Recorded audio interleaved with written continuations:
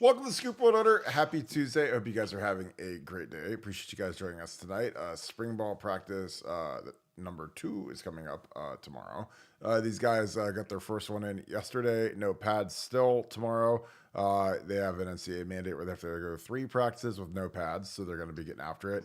They like to knock all this out before spring break, so they're going to do just that. A couple of new 5-stars are in the fold pretty quick here. Jamie French is an absolute freak of nature. We're going to get his film up on the screen momentarily. Take your questions as always. Go through some of the buzz we heard from day 1 of camp. And again, you can't take too much out of what happens day 1 of spring ball, but hey, it's that time of the year and people are excited and we're going to get into it. So with that being said, as always, we appreciate you guys. Please keep spreading the good word of Buckeye Scoop. We are almost to 30,000 subscriptions. We're growing every day organically, so we appreciate you guys. Again, just telling people, spread the news, sending the podcast out on YouTube.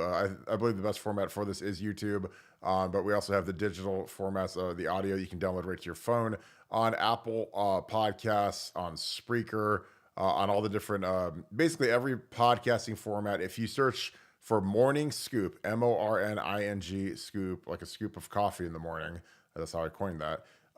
You guys can find us and listen to it right on your phone as you commute to work, as you're running around the neighborhood, getting your earlier morning jogging, doing your cardio, whatever it may be. And even if you like the video format, it's a huge help to us if you subscribe and just auto download the episodes. Again, those are huge helps for us, so we appreciate you guys. Because again, the podcast is growing very quickly, and we appreciate it. It's all because of you guys. If you guys enjoy this content, please leave us a like, click subscribe. Also, click the little alert bell. The alert bell will let you know when we go live each and every night, usually around 7. We try to keep it consistent for you guys. You guys can finish up your dinner or eat your dinner at the snack tray like I like to do and watch some TV. So we appreciate you guys kicking it with us each and every night. Shout out where you guys are watching from. Shout out who you guys are watching with. Shout out to my Southern Ohio boys, as always, riding heavy and getting ready for spring football. Again, I love my Southern Ohio boys. So hope you guys are enjoying the show. With that being said, I'm going to bring in my good friend Nevadabuck. Nevada, day 1 of spring ball is in the books. It was a lot of throw game, not much running. You can't normally do much running with no pads on. But Chip Kelly had some misdirection stuff that he did that I thought was very interesting. Devin Brown threw the ball very well, which does not surprise me because, again, he knows the offense much better than Will Howard does. He's been here for multiple years. He's been coached by Ryan Day, so there's not that freshness of a new coach coaching you that I think a lot of people switching programs deal with. I'm sure a lot of you guys on here have been athletes in the past. You go from your middle school coach to your high school coach to your college coach. They all have different styles, different techniques. Devin, I think, is ahead of Will. At this point, I think Will eventually is named the starter, but I really like the fight out of Devin Brown. What were your thoughts on some of the things you were told and you heard from the first day of spring practice? Well, I've talked about in the past how some of my best contacts are with Chip Kelly and with Chip Kelly's people. And it was funny. I was talking to one of my guys, last night after he had talked to Chip, and he's like, "Wow, Chip was just literally in awe of the offensive talent that he had around him. That he had never seen such an assembly. He felt like he was at an all-star game." That's what he said. He described it as friend. He goes, "It felt like I was at an all-star game watching all these kids going around." And yeah, I can tell you he's never seen a freshman wide receiver like J.J. Smith before, and they're immediately figuring out packages, plans, things, ways to implement, ways to fully activate him into the OSU offense for 2024 because he's just so physically imposing and can do everything so effortlessly out there. Um, Again, Chip Kelly's like, look, this guy reminded me of some of the smaller scatty guys I have, except for he's a foot taller and 50 pounds heavier. So it was really again, it was really a tribute to the OSU athleticism that kind of got Chip Kelly's attention. Offensively, I like the way they move guys around after people, but they're moving offensive linemen all over the place. I don't like that as a I thought last year in fall camp we did too much of that, but they're clearly looking at a lot of different combinations to try to figure out what they're going to be able to do on the offensive line.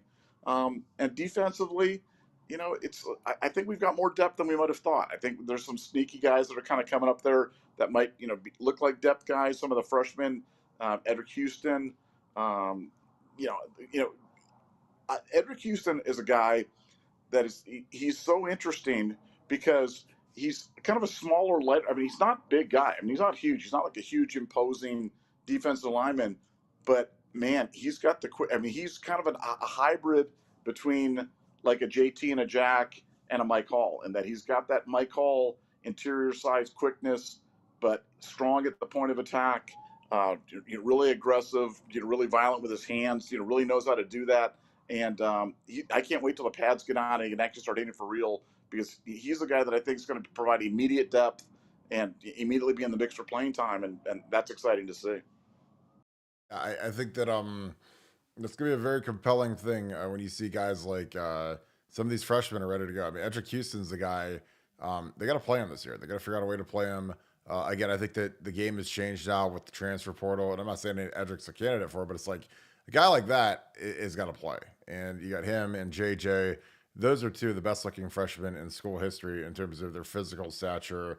You can tell they've been trained. Edric is ripped. I mean, he's a guy that's lost weight. He is. I mean, he looks. It's funny, his freshman photo that's floating around. I'll try to dig it up here.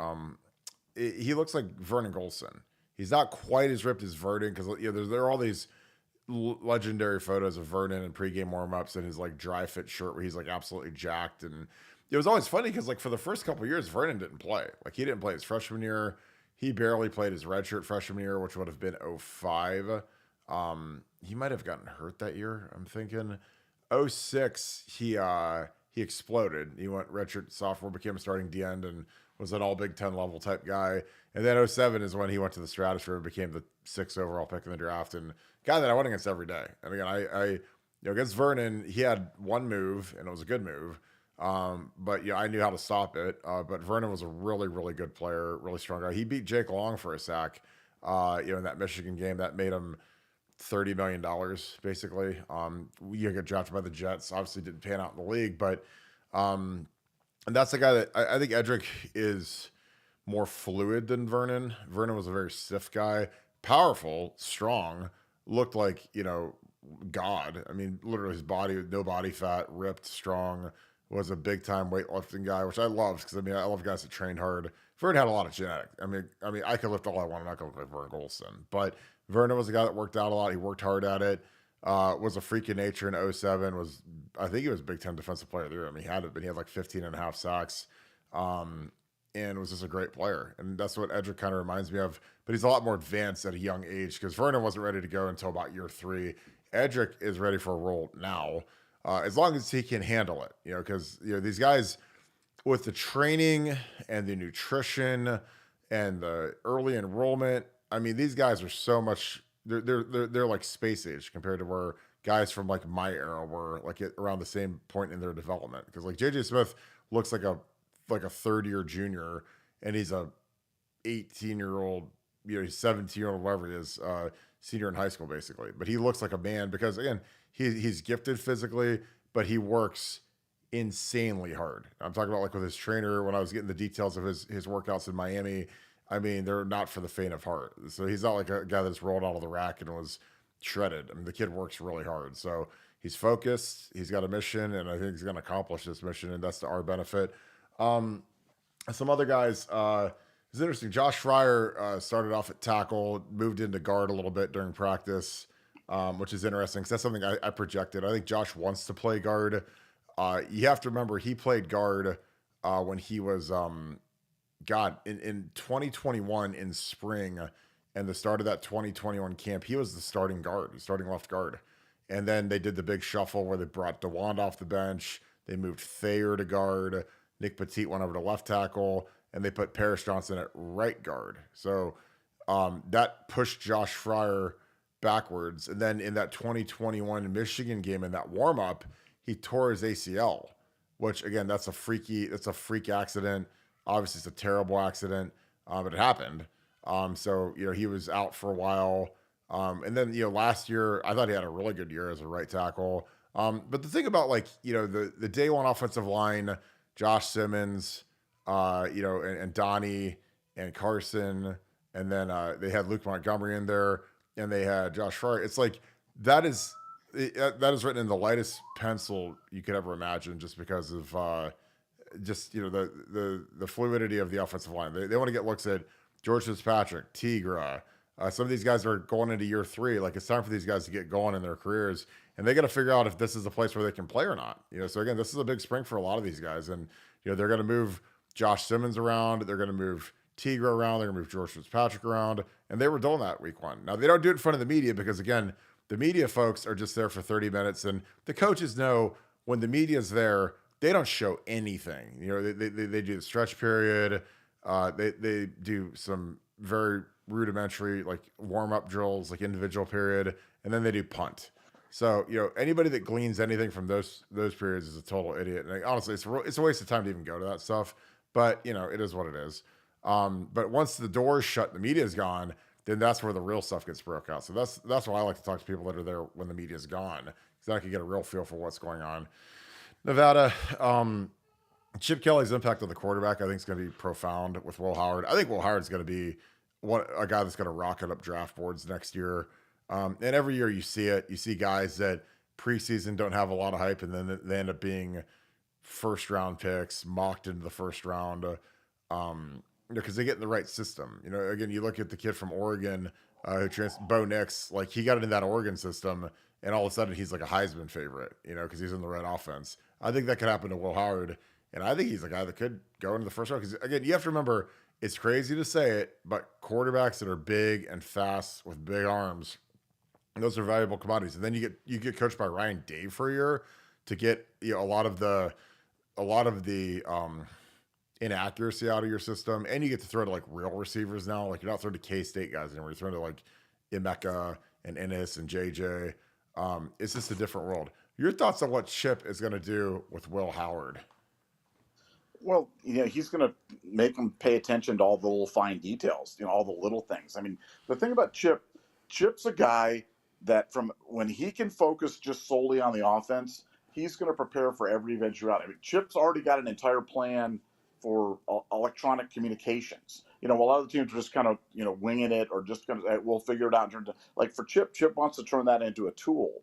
And, I just think that with Chip Kelly as a quarterback, it's like the ultimate dream that you get Ryan Day and Chip Kelly, because Ryan Day is kind of a master, I won't say tactician, but more of a, the physical aspects of playing the position of quarterback. Big on feet positioning, arm angle, kind of the nuance of being a quarterback. But Chip is the master tactician. Chip is the master strategic guy in terms of doing it. So when you get both of those guys coaching you, I mean, it's just going to be amazing. And I think that given the fact it was such a fortunate accident that this is the year too that we have, more quarterbacks in the quarterback room than, real quarterbacks that I can maybe remember in a long time. We got 5 guys in there, and that's a something. Those guys all need to be coached. Those guys all need attention. And can you imagine, if it was just, Corey Dennis and Ryan Day trying to do that? And, you kind of take a step back and go, wow, last year at this time, that would have been Corey Dennis and Ryan Day also trying to run the entire Ohio State team, coaching the quarterbacks. This year, we've got Chip Kelly that can do this with Ryan Day as, as a helper while he's not having to run the entire offense on top of that. So, the staff moves that Ohio State has made this offseason are going to pay huge dividends across the board, offensively and defensively, but nowhere is it more important. Nowhere will it have a more profound impact than on the quarterbacks in general and on Will Howard in particular. Yeah, I think that it's just a different dynamic. Again, like last year, I felt like we had a weak staff. Again, I'm not trying to take shots at anybody, but it's like, when you swap out guys, you bring in Chip Kelly, Parker Fleming's gone, bringing James Laurinaitis. I think it's a much more dynamic stuff.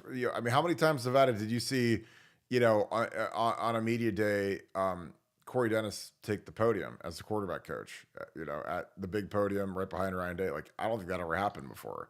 They do the things where they put the little tables out at the Woody Hayes, and the guys drop the little microphones off in front of them. But like, Ryan like kind of made a statement like, "Hey, Chip is like he is my first in command on that side of the ball. So here he is, guys." Like, they didn't wheel Corey Dennis out there like that. I don't think a single time.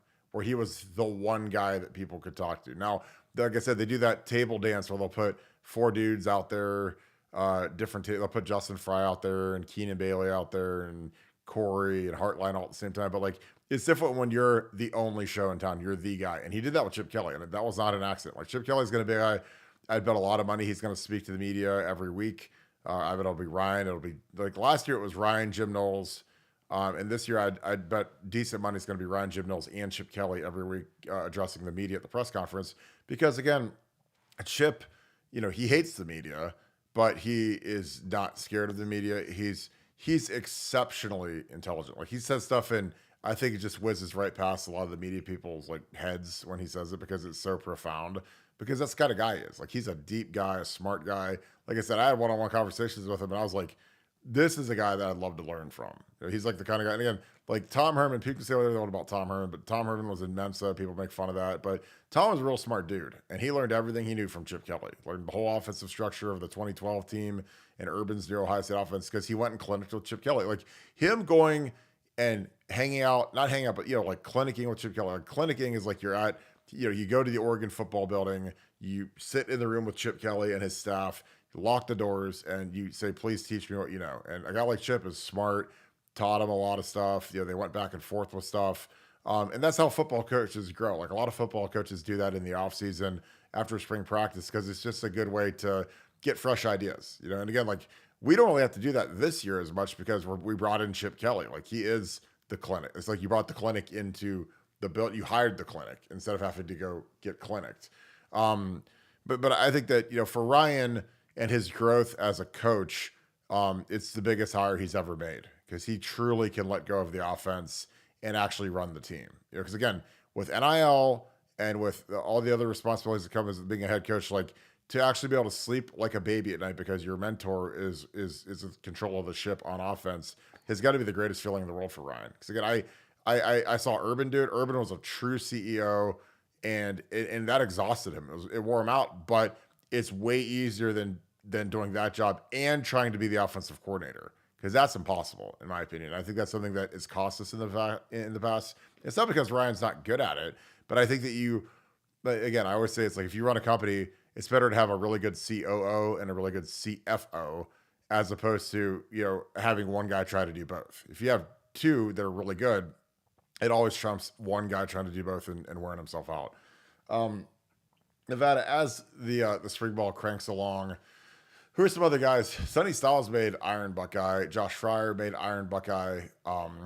And Davison Igbinosun made Iron Buckeye. So Iron Buckeye, for people that aren't familiar with it, is something Mickey Marotti brought from Florida. He used to do, obviously, the Iron Gator. And you can't be late to a workout. You can't miss a workout. You can't have a single loaf. Like, again, there's 120 guys on the team. There's only 3 guys that actually made that. So those 3 guys made, when you make that, that's like a real achievement. That's tough. Like, you got to bring it every day. You can't have an off day. You can't get sick. You can't have an ankle sprain or, or something that keeps you out of a workout or a run or whatever. You have to make all your times. Like, it's profoundly difficult to do. But what are your thoughts about that, Nevada? Again, it's, I love things that are like only 3 guys out of 120 make it. It's because they earned it. It's not because it's not something that is awarded to you. It's something that you literally have to earn. And a lot of guys fell by the wayside. Again, there was a bout of bronchitis that went through the team that wiped a lot of guys off the board on that. And like I said, it's just harder. But your thoughts on Josh Fryer, Sonny Styles, and Davison winning the most prestigious winter conditioning award? Because again, I think those guys are gonna have huge years. Yeah, it is interesting. Those guys all, in one way, shape, or form, or Davison less so, but Sonny's comes in with big question marks. I want to talk about the Josh Fryer question marks just for a minute, because I feel like, and again, I want to ask the right tackle. I want to ask the All-American. I want to ask the guy with the tree in the grove. But, and again, this wasn't a pre-show setup, so Kirk has no idea what I'm going to say right now. But I didn't think Josh Fryer was that bad last year. And when you read what people write about him and say, and kind of the consensus, you think that he sucked. You think that he was like a turnstile out there. And I thought he did a good job. And I thought he was more than credible. But like you said, the fact that he's kind of taken his his conditioning to a level. And like you said, it's one thing to get an award if 87 out of the 120 guys qualify for it, and they're like, hey, you're the platinum Buckeye or whatever it is. But to get something that 3 guys get, I mean that shows me that he means business and stuff. I just want your unvarnished opinion. Don't care what it is. But how did you rate Josh Fryer's play last year for Ohio State? Well, I mean, here's the problem. He's not perfect, but neither is Paris Johnson. I mean, obviously Paris Johnson's a different level. He's a 6th overall pick. Paris is just a better athlete than Josh Fryer will ever be, better than I ever was. But Josh is a very workman-like right tackle. Again, he made first team All Big Ten last year. Like All Big Ten, now it was the media team, and in general, the media team is voted on by people that aren't really that bright. The coaches team is the one that is actually a lot more important because the coaches vote on it. Like my senior, I made both because that was consensus. But like the media one but he made media, but that still counts. Like that's still really good. I mean, to make first team All Big Ten in any sport is incredible. To do it in football in a year where the kid from Penn State, Olu Fashu, or whatever his name was, he was in ink that he was going to be one of the tackles. No matter what he did, he was going to be one of the tackles. And then Michigan, their tackle was good. Excuse me. So for Josh to be first team All Big Ten is impressive, but he's a big athletic dude, basketball player.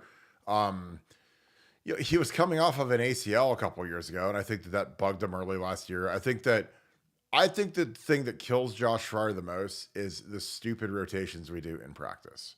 Like they wasted all spring with him last year trying to make him a left tackle. He looked terrible at left tackle. And again, I know in the NFL you have to play both, but at right tackle, he looked really good. Looked real fluid, comfortable. Left tackle, he looked like a fish out of water. And again, you say what you want to say, whatever. But yeah, I've been there. I've seen it. Like when in 06, when Doug Dadish moved on to the NFL after not Dadish. Dadish moved into center in 06, and Alex Boone, who played left tackle all through high school, played left tackle. And they asked me like, would I want to play left tackle? And I was like, well, let Alex play left tackle because he played left tackle. Like he's more comfortable over there. I'm more comfortable on the right side. There's no reason to flip it when he wants to play left and I want to play right. Like, why would we screw that up? But I did take a lot of snaps in the summer at left tackle in case something happened to Alex. If something happened to Alex, I could flip over there in a pinch. But it's just one of those things where I think Josh is really good. I think he's going to be preseason All Big Ten. I think that I think he wants to play guard because in the National Football League, he's likely to be a guard. But in reality, he's going to be, if I talk to him and say, look, you're going to be a guy that's going to play every position in the NFL. You're going to play both tackles, both guards, and you might as well start snapping and play center too, because that's the kind of career he's going to have. He's going to be a swing guy. He's going to have a lot of value just because he's so versatile. But I think that, people that don't think he's good are just idiots, I guess. Like, I think Josh Rowe is really good. Now is he, the problem is people compare him to DeWand. Now, DeWand's like a Pro Bowler in the NFL, had one of the best rookie seasons I've ever seen as a pass blocker. So like, is he DeWand? No. But again, not everybody is DeWand. Like when I played and I was an All-American, I didn't compare myself to Orlando Pace or Corey Stringer because those guys are like literally, I mean, Orlando Pace made the All-Century team. He's one of the 2 greatest tackles in the history of college football. So I don't like put my tape on versus that dude. But for what I was good. Josh Fryer's kind of in that same boat. Like, he's not that top tier Paris Johnson guy, but he's a guy, again, barring any major setbacks or, another ACL tear, that could play in the NFL for a long time because he's versatile, he's tough, he's smart, he's a great leader. People like him. Like, he stepped up his leadership. Again, you don't get to be Iron Buckeye unless you're a leader. So that's what's encouraging about Sonny Styles and Davison Igbinosun, because Davison Igbinosun is one of my favorite players I've ever seen because he brings the juice every day. He is contagious. He's like, I mean, he's like a walking Molotov cocktail when he goes out to the practice field, and he just blows up, and he's always on point. And there's some guys that aren't. Some guys, the practice starts and it's the last place they want to be. They want to be playing Call of Duty Warzone or at their girl's house or at Waffle House or whatever. Davidson ain't like that. He's always about that action, which I love. But I think Fryer has got a lot of upside. And again, the thing I've said to you guys, and the people that are the smartest Ohio State fans in the world watch this podcast, the thing that Ryan Day and Chip Kelly and Justin Fryer are evaluating every day is what is the best combination of pass protection on the right side of the offensive line. Is it because again, you can't hide out at tackle. Like I've played guard and tackle. Guard is a cakewalk compared to playing tackle. Tackle, you're out there on that island versus Jack or JT. I mean, they're not coming to save you. So, if Luke Montgomery can't do it, or George Fitzpatrick can't do it, or Teager can't do it, you got to leave Josh out there because Josh can do it. Now, is he perfect? No, he's not God. He's not Orlando Pace, but he's really good. So it's a lot easier to hide a guy like Luke Montgomery or George or Teager inside at right guard than it is at right tackle. But I think if they're trying to do right by Josh, you try to put him in there at guard because that's where he wants to play. But that's just my opinion. And again, I think that if one of those guys can hang out in out there on the edge, if it's Luke or whatever, they're gonna be better. I mean, Luke Montgomery, he played like 30 steps. He gave up a really bad sack where he got lazy. I watched it. He was the extra tackle, and he just stopped on a play and gave up a sack. So, again, he's got to get that out of his system. And he's got to play a little bit harder. He's a great athlete. I mean, he moves as good as any guy. He's probably our most athletic offensive lineman outside of Josh Simmons. Josh Simmons blows everybody away in terms of athleticism. And Josh Simmons could be a first or second round pick, and you guys could hold me to that if he develops. Because again, he has to become a pro, and he wasn't a pro last year. And frankly, some of the stuff I heard, like some of those coaches got to get to coaching him a little bit more because again, he's got all the tools, and you just got to go dig it out of him and get that potential. But the guys I talked to, he's a freak show, absolute monster. And he's got a lot of upside, but it's up to him to really turn it up a little bit. Was that good, Nevada? Now, Kirk, yeah, but I got one more question because I'm fascinated with listening to your answers on this stuff. And, sure. You've talked about, the line combination on the right side, and I think it's such a great and underrated point. Because you've always talked about how while you're playing the right tackle individual position, in a lot, I'm not saying you're made or break by who your guard is, but your guard can certainly help you or can make you look bad. And you talked about how TJ Downing was a great accompanier to you and a great compliment to you out there. So the idea that they're really looking for a combination on the right side, it may not be who the best tackle is or the best guard, but it's the best combination of guard and tackle and how those guys complement each other on the right side is really what Ohio State is looking for. Is that a fair way to describe it? Yeah, I mean, something that killed us last year, and again, I've lived this life, just being a coach and a player and the combination stuff, is like we were just, it was like our combinations were like a Rubik's Cube every single day. Like you never knew how it was going to start off or end or whatever. And that's hard on guys. I'm just telling you, like, I remember going into that 05 season, we had kind of a weird thing going on at guard where Mike Nee was a great player. He graduated. And TJ Downing had replaced Doug Dadish starting with the Michigan game. Like literally like Bulls benched Doug Dadish for the Michigan game. Like he started the first 11 games and then we got the walkthrough and he benched Doug and put TJ in and TJ started the last two. But I went to Bulls going into spring of 05 and I said, look, if you have a choice, dude, put TJ next to me because me and TJ got a good chemistry.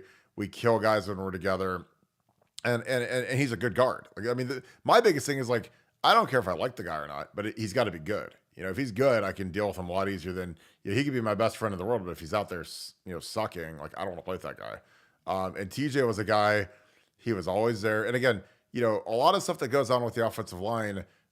People say, "Oh, this tackle sucks because he have a sack," or "This guard sucks." And sometimes it's not even that guy's fault, but they miss switching a twist or they're not good on a double team block. So like that's like exceptionally important to me. Now again, maybe I'm overreacting, maybe whatever, but like I played with bad guards and I promise you I'll take playing with a great guard every time. And TJ was a great guard. He was second team All-American, which I remind him every single time I see him that you don't get a treat for being second team All-American. So and I love saying that to him. TJ is my boy, but I love reminding him that I have a tree and he doesn't. But he was a great guard and he was always there. He was great at setting up double teams. Like we used to wreck people's lives on double teams on the front side. And I loved it, and I had to get Ben Person on that level in 07 my last year because I had TJ at 05, 06 and we crushed guys. my last year, we didn't run to the right nearly as much because our left side was so heavy because we had Booney and Steve Rearing. So Ben did a lot more pulling that year than the year prior. 05, 06, we ran like 80% of the time to the right. So that changed. But I just think that it's important to figure out what is the best combination because it's going to be Josh Fryer. And then is it Josh Fryer at right tackle, Josh Fryer at right guard? And then is it Luke? Is it George Fitzpatrick? Is it Tigra? Is it somebody else? Is Austin Searveld? I mean, there's a bunch of different guys that are candidates for that spot, but is it the McLaughlin kid? I don't know. I mean, Carson started off at center, and again, people that have been shoveling the dirt on Carson Hinsman's grave are like crazy right now because I think Carson's got a lot of gas left in that tank, and I think he's got a lot of motivation based upon how poorly he ended the season.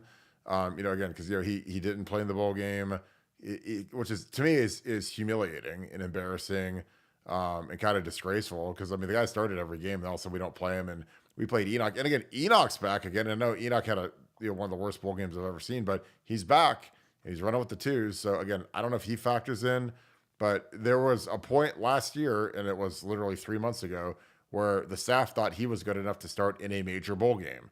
So I don't know how he factors in because he's still here. Now he had the worst game of his life, when he played, that Missouri game. And I know people are probably shuddering that I'm even mentioning him, but he's like on year 5 or 6 here. So I don't know.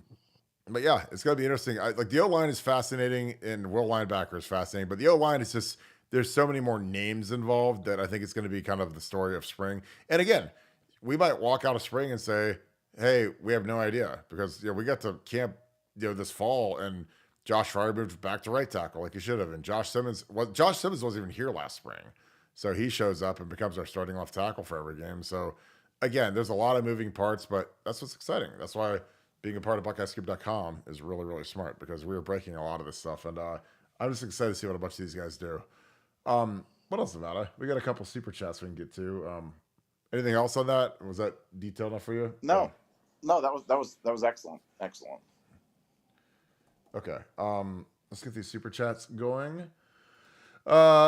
Is Nevada the most interesting man on earth? He's close.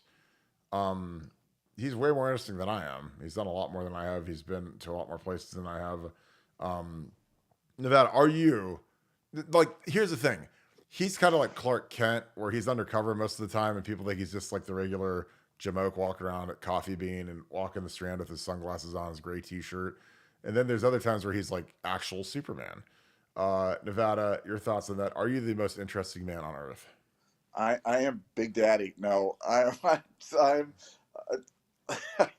what I am is I'm old. And I used to be the young guy in the room, but now I'm the old guy in the room talking to young guys like yourself. And I think when you're just old, you've been around a lot of things.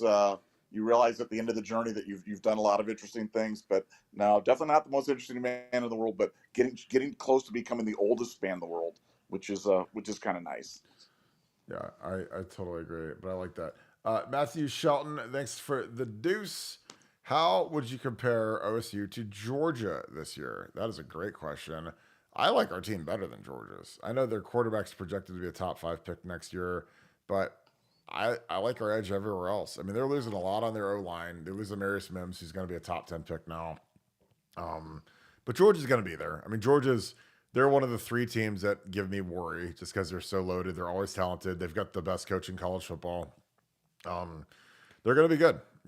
Top to bottom, that'll be a team that you're going to have to get through to win a national championship. Nevada, your thoughts on that? Yeah. Well, first of all, I'm going to say I think Georgia's going to be really good. I think Georgia's defense is not going to be anywhere near as good as Ohio State's defense. I didn't think they were near as good as Ohio State's defense last year. And Ohio State's defense this year is going to be generationally good. It's going to be a historically good Ohio State defense. So I don't think they're going to be as good defensively. And then offensively, I just don't see how anybody's going to be better than Ohio State offensively. I think with Chip Kelly, and you say, well, what difference can a coach make? Well, this coach can make a difference, especially when he's focused solely on the offense and he's got these kind of weapons. So, no, I mean, I think Georgia's going to be really good, but they've lost a bunch. But this reminds I want to kind of segue into something because I was thinking about Georgia, and I was thinking about guys leaving the transfer portal, and then I was thinking about that article that you had posted on the Saban's departure from Alabama. And Mhm. one thing that really struck me in that article, and it kind of brings home the Georgia thing as well, was Saban was talking about how after the loss in the playoff, he gets back and he's talking to his team, and he's like, in 80% of the guys, all they wanted to talk about was playing time and how much money they're going to give him to stay. And he's just like, you know, I think it's time for it's time for me to leave. College football's changing, and I know Georgia had kind of a similar thing where they lost some really good players in the portal, where guys just walked in and were like, "Hey, I need money." And Kirby's like, "Don't have it," and those guys left.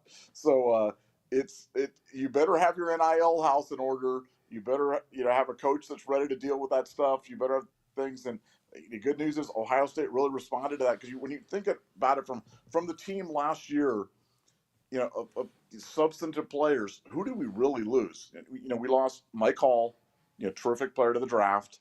And I'm talking about guys that we lost with either, eligibility or that didn't have to transfer, So you're talking about Mike Hall that could have stayed, um, Kyle McCord, Julian Fleming.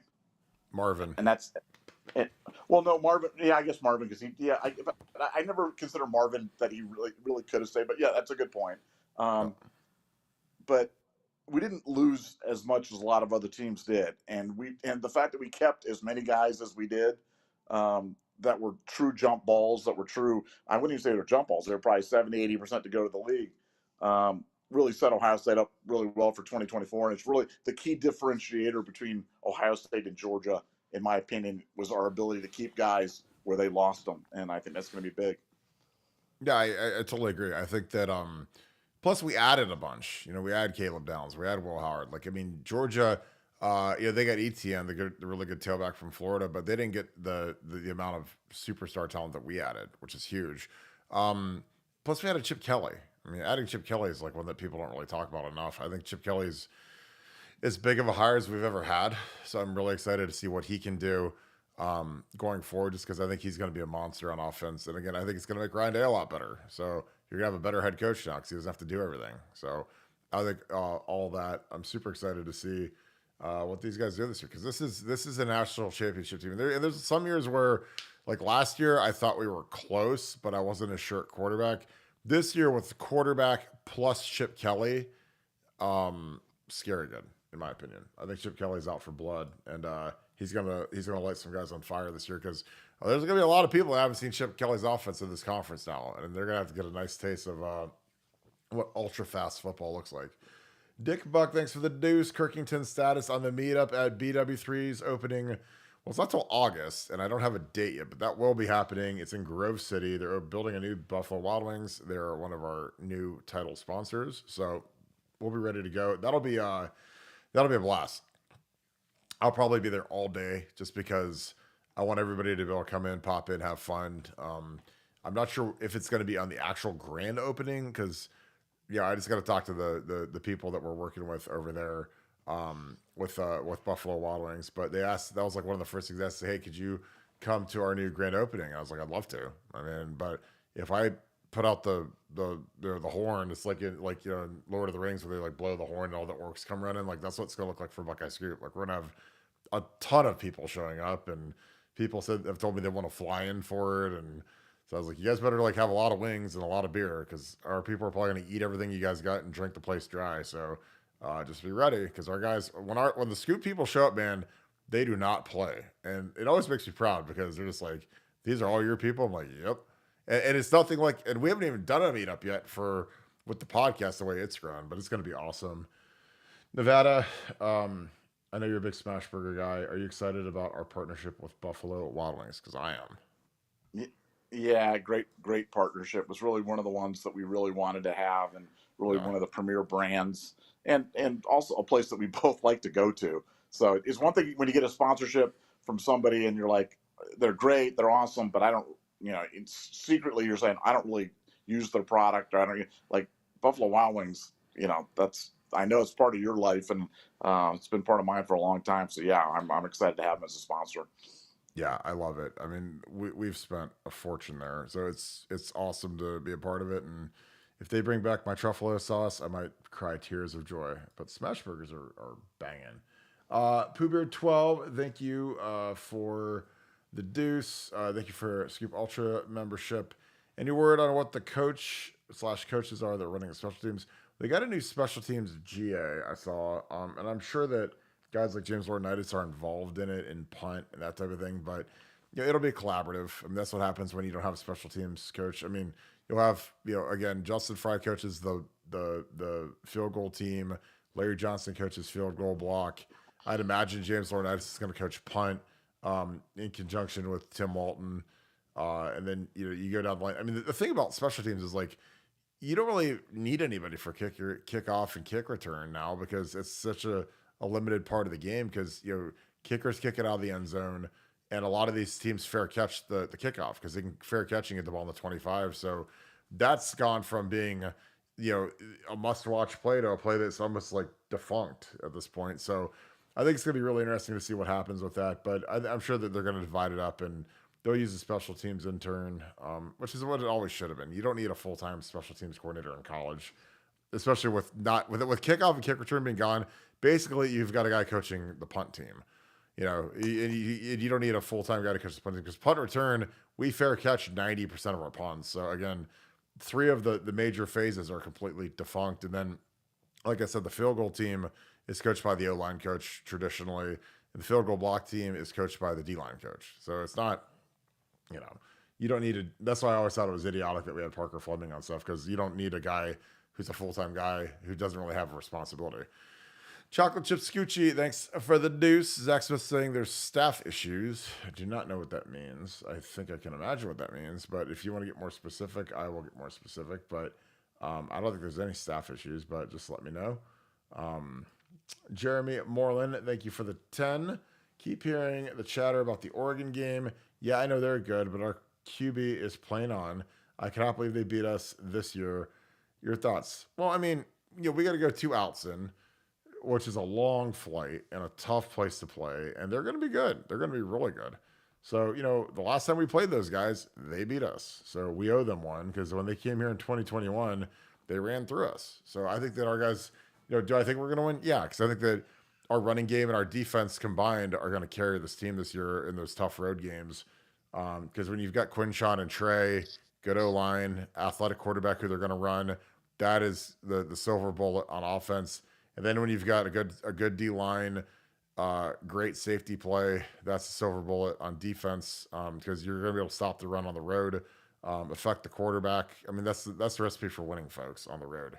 You got to run the ball and you got to play great defense. And we'll be able to do both this year because it's not just our O-line is going to be better, our quarterback's going to be more athletic, and we're going to have the 2 best running backs in the country. So that's kind of a no-brainer that we're going to be much better running the ball. And we have Chip Kelly, who actually runs the quarterback, and he does all kinds of stuff to get guys out in space. Stuff that might not be a traditional handoff, but misdirection stuff that gets guys the ball that kind of is like an attachment to the traditional handoff-based running game. And then, like I said, our defense is going to be ferocious. Nevada, keep hearing the chatter about the Oregon game. Yeah, no, they'll be good. But if our QB is playing on, I can't believe that they beat us this year. Your thoughts? Well, Oregon's a team I've looked at a lot, and they had probably, if you look at who added the second most kind of impactful guys in the portal to Ohio State, it was probably Oregon. I mean, Oregon added Dylan Gabriel at quarterback, and I think he's a good quarterback. And I saw what they did with Bo Nix. So no, they're going to be formidable, and like you said, at home, that's a tough place to play. They're going to be fired up. That'll be a big statement game for them. That's definitely the Super Bowl. We've talked about how Ohio State always gets everybody's best shot. Well, this is it for Oregon. I mean, they're going to be preparing for this game all summer long, and so I think it's going to be a heck of a battle. I mean, are we better than they? Yeah, for sure. And is the idea of having Trey and Quinshon running out there kind of warming the cockles of my heart? Yeah, because I think about how many times we would play. Remember, you don't have to go in the Wayback Machine to remember when we're like down to like our 4th and 5th running back, and moving guys, Chip moved from linebacker to running back because we were shorter running backs, and Dallin getting his first action sometimes. So this year when you've got 2 first team All-American running backs And so one guy's getting a break, one guy's nicked at whatever, that you don't miss a step, that you bring out another hammer like that. Um, I don't think we've ever seen anything like that at Ohio State before, and not at this level. I mean, you're talking about legitimate first team All American guys, and that's amazing. It's going to be fun seeing them run in the Chip Kelly offense. Is going to be fun. Um, but I want to go back to a previous thing about special teams. Just a little fun fact. I was just digging while we were talking about the fun facts, and I might have mentioned this before, but I'm always amazed by this stat. Um, go way back to the old leather helmet days of 2004 when Teddy Ginn was a freshman, and we returned punts, and he only returned 15 punts that year, and returned 4 of them for touchdowns. Out of 15, he returned 4 for touchdowns, and he averaged 25.6 yards per return. So we got to get back to, the punt return's got to be some sort of a weapon. I'm not saying it could ever be Ted Ginn good again, but we've got to find a way to make it some. It can't just be a lost play. It can't just be a field position fair catch thing. It can be a weapon. It was a weapon. I remember that year. I mean, obviously you remember that year better than anybody, but as a fan, you felt like every time he went back, he was going to take it back for a touchdown. And we've got guys that are athletic. We've got guys that can threaten to do that. I know teams directional kick. I've always said put 2 returners back there, and you'll catch more of those balls on the air. They won't be bouncing. And let's go do something. Let's make the punt return a weapon again. That's my wish for 2024. Yeah, I think it'd be interesting to see if we can get. I don't think we're gonna put Caleb down there, but whoever they put back there is gonna be good. I'm gonna just a couple things in the chat. So Scoochie, the staff issue thing, if it's the Keenan Bailey fight, yeah, that happened on Saturday. Keenan Bailey got into a fight with the strength coach. He got tuned up pretty good, which is a good lesson for a lot of you guys. Don't pick a fight with a strength coach. Don't throw a punch first unless you're going to knock a guy out, because he threw the punch first, and then the strength coach beat the tar out of him in front of a lot of players. So not a good look. But yeah, Zach brought that up today. Absolutely happened. And the other thing is with Zach, I'm not going to get into this. But I am going to bring this up. Coconut Dreams, you put this. You're a Scoop Ultra member, so this is kind of like an extra super chat for us. Talks about Zach Smith growing up as a Michigan fan, and imagine that with Earl Bruce as your grandpa. Well, I talked to Zach about that specifically, and Zach's a loyal guy. He's a very smart guy.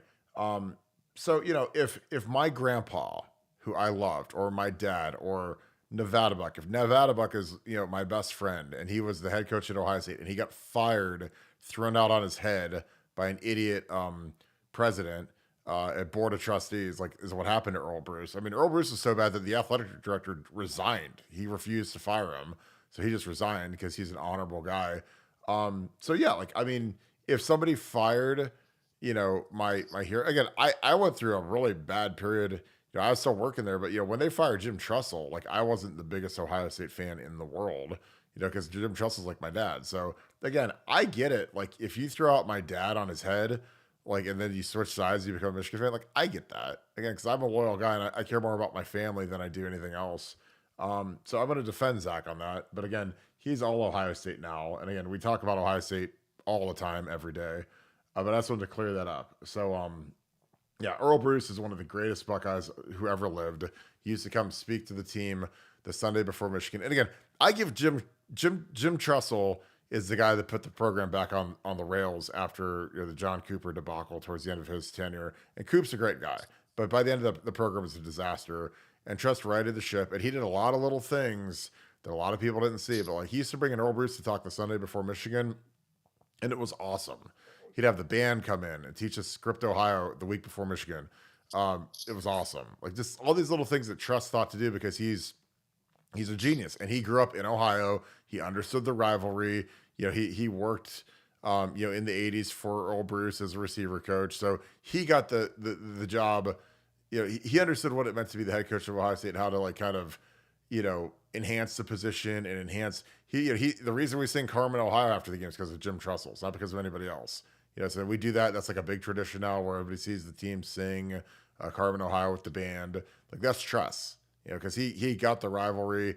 He got the Michigan game, which is why, like I said, he took us from being in the dumpster to being, at the Mecca.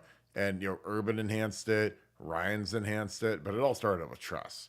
But I just want to make that point about Zach and the staff issue thing. Yeah, that absolutely happened. We've made some not so vague comments about the last few days on the show, but if you guys go back and listen, you'll be like, oh, those guys were actually talking about that the last few days, but we didn't say anything out loud. Nevada Beach Buck has got a 5. Thanks for the 5, brother. Appreciate you. I recall Kenny G coming off the bench to beat Purdue in OT. Who is your unheralded heroes to win a close game? Ooh, that's a good one. Nevada, I'll let you go first because I was talking for a hot minute. Unheralded heroes to win a close game. Well, in that, who was the wide receiver that caught the tying touchdown pass in that game? That was Chris Fields. Chris Fields. Was that his only career touchdown? I mean, it might have been. I mean, Urban wanted to run him off the team during spring football. Like, because I remember I was sitting there with Zach in the staff room, and Urban wanted him gone, and he said, "I want Chris Fields gone. I don't care how many credits." So he's like, Zach, you have to make a plan to get Chris Fields off this team. And this is like spring of 12. Urban had it with Chris Fields. He didn't like him for whatever reason. And the eye of Sauron was on Zach. And all of a sudden, Zach had to come up with some sort of an academic plan where like Chris Fields had to go like 40 hours of class. And like it was like Chris Fields was going to have to go to class from like 8:30 in the morning to like 8:30 at night for like 5 straight days to graduate as fast as Urban wanted to graduate. It was the funniest thing. And obviously Chris stuck. And he had that big catch, and that was like the funniest thing about that Purdue game is like Urban wanted him gone, and I remember talking to Zach. I was like, "How are you gonna get that one done? He needs like 2 years of credits, and you got to get it done in like like a semester and a half before the season starts." And he's like, "Yeah, I don't think that's gonna happen." Then Urban came back from his, he came off the. The dragon fire. It's like he was like the dragon that was burning down the city, and all of a sudden he decided not to burn the city down anymore and let Chris stay. But that was a wild one. So I mean, that was one where Braxton gets hurt. Braxton goes in the ambulance to the hospital, and they do every test known to man, and there was nothing wrong with him. They couldn't find a single thing wrong with Braxton. They ran 50 tests on him, and nothing. Not a sprain, not a pinky toe, not a hangnail. And I was like, he took an ambulance ride and they couldn't find a single thing wrong with him. So, whatever. I mean, and again, I love Braxton, but I was like, that was a little dramatic, to take the ambulance across the field and whole stadium, praying the rosary and lighting a candle at church on Sunday for you. But it is what it is. But Kenny G was an assassin. I love Kenny Guyton. Talk to Kenny Guyton all the time. So proud of Kenny Guyton. He's up at Wisconsin with Luke right now. As his wide receiver coach. Got to call some plays last year at Arkansas. So gets kind of his beak wet a little of being a play caller, which was cool. Didn't get retained down there because they brought Bobby Petrino back to be the play caller, which is fine. And he's in a good spot with Luke. But Kenny's absolutely in the conversation. I'll go through that whole story. But Nevada, who are some of your unsung heroes? Well, I mean, I think about Olave in 18. I mean, like, had anybody ever kind of exploded in that game, less heralded than Chris Olave did? I know he's a household name and an NFL star and a future centimillionaire, but man, I don't remember ever once discussing Chris. I mean, like, I knew who he was. He's from California, but like nobody was talking about Chris Olave before that 2018 Michigan game. And then he goes off. I think, what do you have? 3 touchdown passes in that game, and then everybody knew his name. But I'd really like to hear in the chat from people before that Michigan game. Had you ever heard of the name Chris Olave? I'm talking about in a meaningful way. Like, hey, this guy could really be a player for it. Because I don't remember it that way. And I remember thinking that was one of the more stunning Michigan game performances that I've ever witnessed. Well, I think anyone that says that they had is a liar. Because I remember I had to look him up in the program.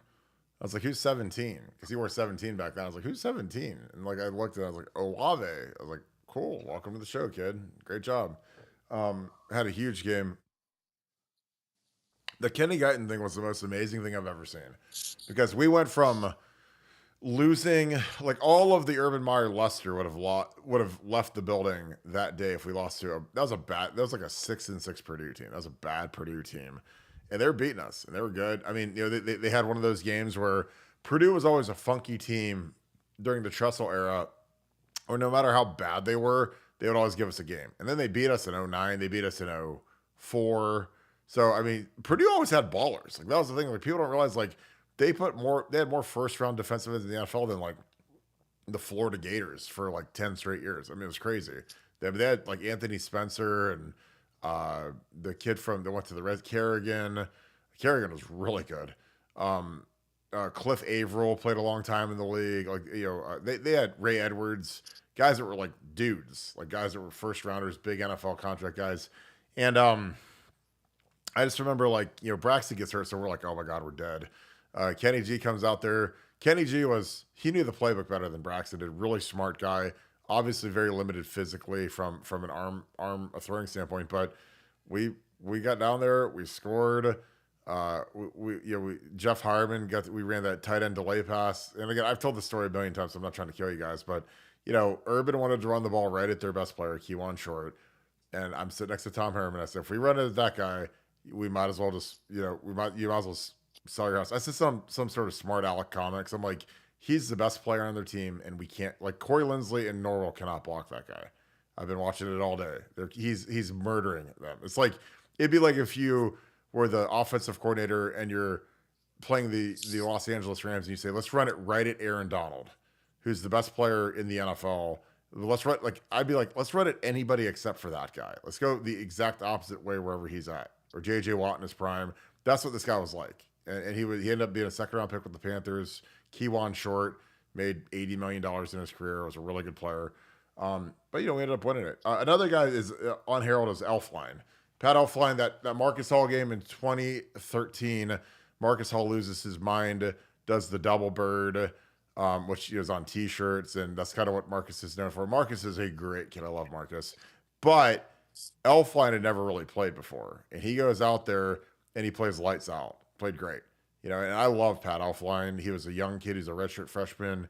Obviously became a Remington Award winner, a captain. I think he was a second round draft pick, maybe third round draft pick. Had a great career, but Elflein's another one because when you're not expecting to play, and then all of a sudden you have to play, it sucks because you're either going to look great or you're going to look terrible. But Pat was ready, and he's playing up at the big house in a very tight game. That was a game that was like, I don't know if it was like 39-38, or it was the one where Tyvus had the pick in the end zone to end it. But that was a really tight game, so there wasn't much margin for error. It was like you went in a blowout. That was right at the beginning of the game. So Pat Elflein's another one.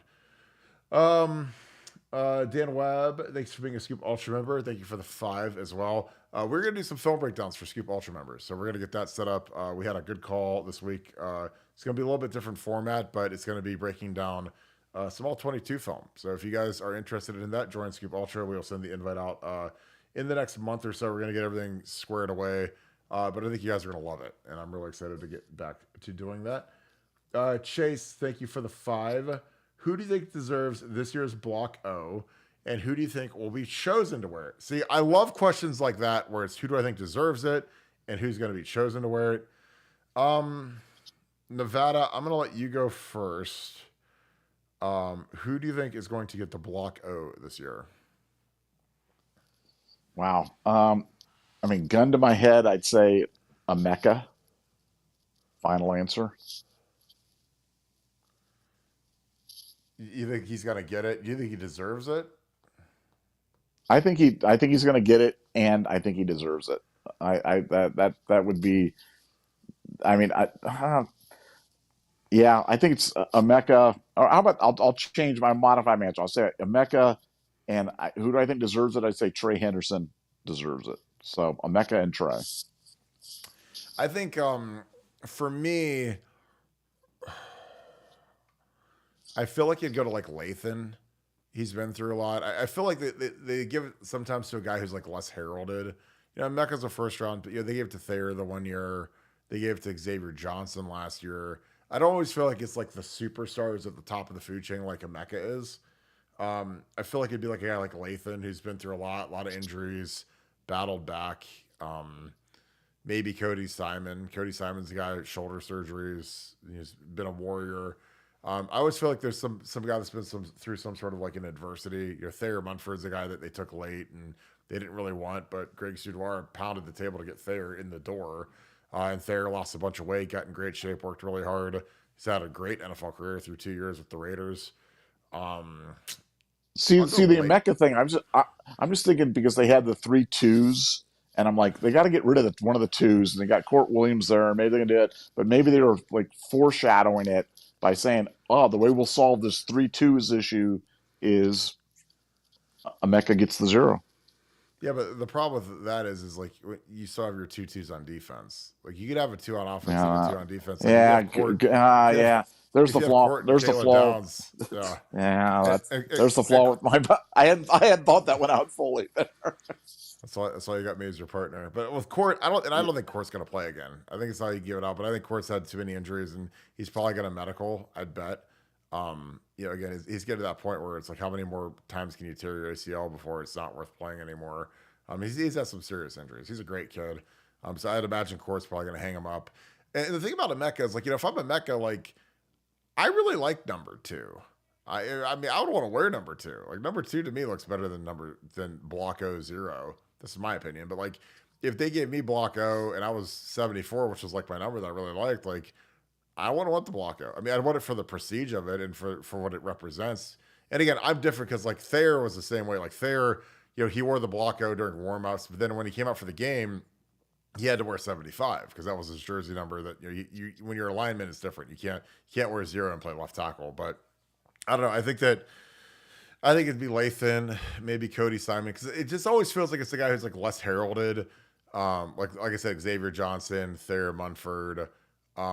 It's like those types of guys. I don't know who got it the year before. I don't know if it was, did Haskell get it? I don't know who got it the year before, but it's like somebody that it's not always like the name brand top rated first round pick guy. It's usually a guy like Xavier. Like Xavier, obviously, is gonna try to make it in the league, but he doesn't have the draft grade that the other guys have. He's a great player. Like I think Xavier is one of the most underrated players in school history, but he doesn't have the draft prestige that the guys like Marvin and Emeka and the other guys in that wide receiver room have had over the last few years.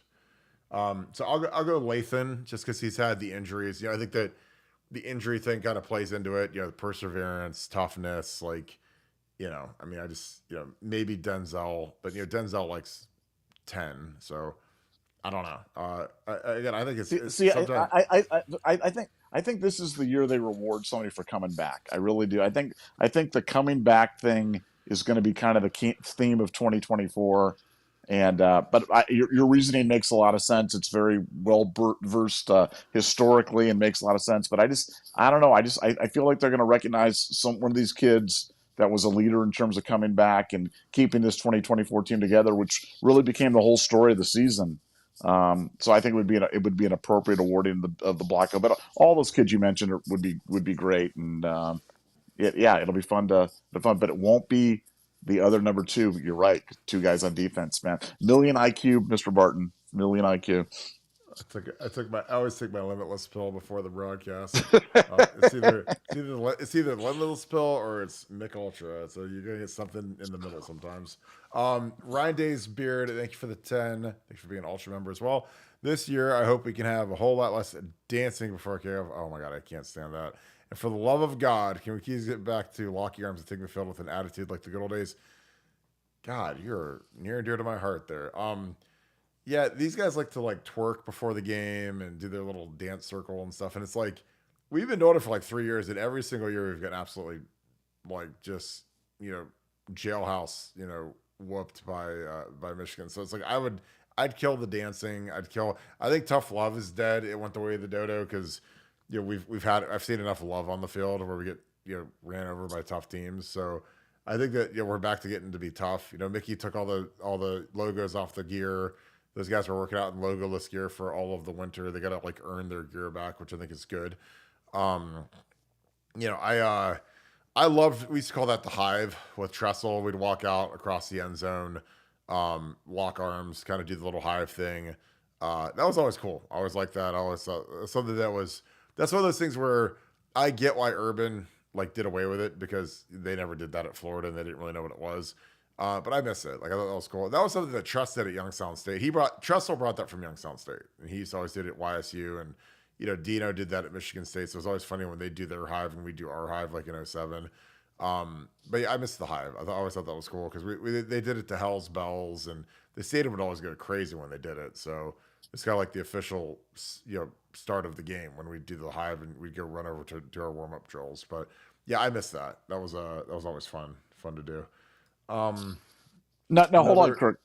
You're telling me that you'd be willing to sacrifice seeing Ryan Day dance around in the mosh pit before the games in 2024? You're willing to not have that be part of your pregame routine? I just want to get you on record as saying that. Is that what you're saying? Well, what's funny is I didn't even think about how Ryan does his little pre game dance thing in the middle. I was thinking of like how the receivers and the running backs and the quarterbacks, they do like this like ridiculous dance where it's like Jaden Ballard and it's like Kerion Graves and like Mayan. It was like I used to be like, that must be the only way those guys can get on the field, I guess, is they got to do the TikTok dance before the game because none of those guys play or they don't play substantial minutes, but they're all out there. They do the dance though, so I guess that's how they get a letter maybe. But I hated that because you just look. I think they look like douchebags when they do it. But hey, it's their world. I'm not trying to be the get off my lawn guy, but I don't know. It is what it is. Okay, so you think that the dance thing could go, but the Ryan Day mosh pit thing stays, is what you're saying? That's your. I don't care what Ryan does. I mean, it's weird that he runs around and pushes people and blows his whistle, but that's his thing. I mean, again, like Chip Kelly plays the Lion King song at the beginning of practice at 6 a.m. Like, I mean, I mean. Here's the thing. I'd rather he be himself than try to be Urban. Because there's nothing worse than if a guy's like a fake Urban Meyer or a fake Bill Belichick. Like, because you've seen that not work across sports. So whatever Ryan wants to do, hey, Ryan Day went out and got us Caleb Downs, Chip Kelly, Will Howard, J.J. Smith, Edric Houston. So if he wants to, pop it in the middle of the dance floor before every game, I'm good. I gotta say, I hate it, man. I think it makes it look ridiculous. Why do you hate it? Just because you're a hater in general, or what? It looks just so cringy. It's like every time I see that, I'm just like, oh God, oh please stop, Just like because all those things you said, all those wonderful things you said, those things they didn't happen because he danced. So like you could do the great things and still not dance. I don't want to see Ryan Day dance anymore. That's just my personal thing. I'd love to hear people's comments in the text. Are you on Team Barton, which is dance Ryan dance, or on you Team Nevada, which is the Ryan please stop dancing and let's go back to playing football? So we'll see how the comments stream in on that one. Yeah, put that in the comments. I really, really, really want to see the comments. Like, do you want Ryan to keep dancing or not, or not keep dancing? Because again, I don't care.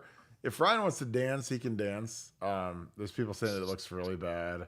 They don't like it. So, all them young kids are going to be coming for you, Nevada. They're going to say, let him pop in peace. Let him dance. Let him dance. I'll get Cesar Cedeno out there like Bad News Bears and breaking training. Let them play. Let them play. Let Ryan dance, man. That's a T-shirt. There's a T-shirt for us though. Let Ryan dance. Oh God. My God. John A, thank you for the 5. Appreciate you. What would Tressel have done if Coach Peterson started a fight with someone in the weight room? Just doesn't look good for the program. Well, I mean, the fact that it got out is something that Tressel had some issues with, because I'm sure that Nevadabuck back in the day would have been breaking this on Scout.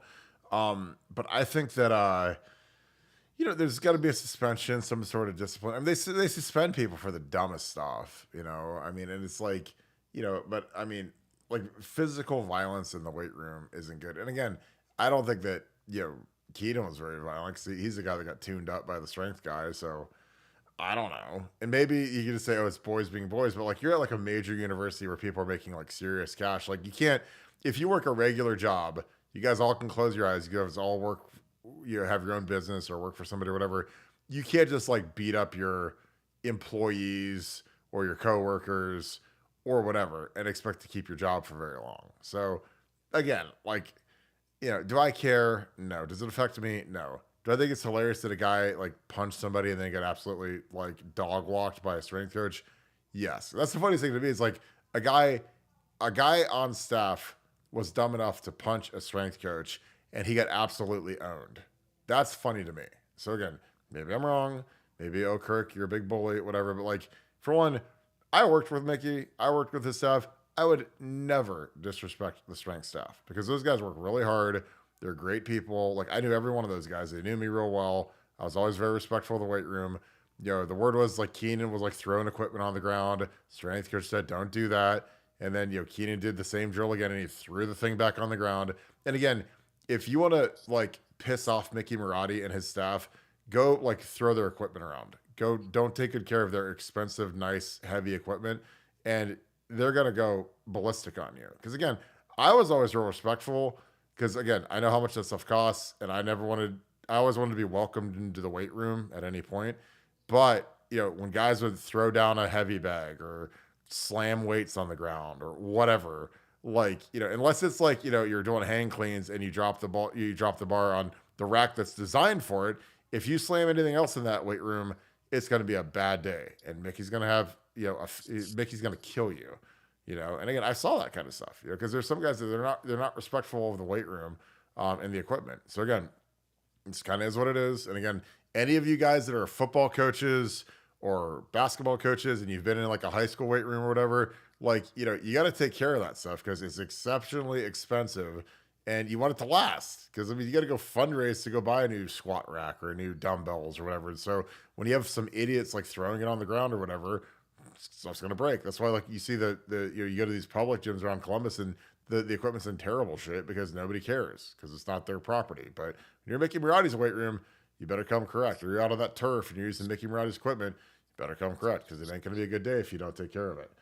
Well, I'd gotten some information on that. What Ryan, because Ryan was really angry about that confrontation, and what he had suggested, he's like, guys, we've got to find a better way to resolve our differences. And what he had suggested was a dance off. He said, let's have a dance off instead of, you know, no more this physical violence.